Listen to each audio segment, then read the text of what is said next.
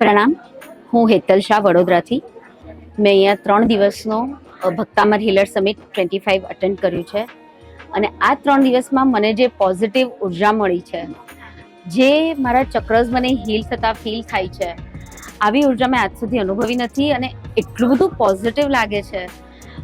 કેમ થાય છે કે હા, આ વસ્તુ આપણી પાસે આટલું અમૂલ્ય ભક્તામરનું રત્ન છે, વર્ષોથી ભક્તામર ગણીએ છીએ, જાણીએ છીએ, પણ એનું જે ડિટેલમાં મર્મ આજે સમજ પડી અને એનાથી એટલું બધું સારું પોઝિટિવ લાગી રહ્યું છે કે બસ હવે એક જ ભાવના છે કે હું આ હિલિંગનું બરાબર શીખી અને હું લોકોને હીલ કરી શકું, શાસનની કોઈ સેવા કરી શકું, એવી ભાવના છે. તો મેં એમના યુટ્યુબના વિડીયોઝને જોયું.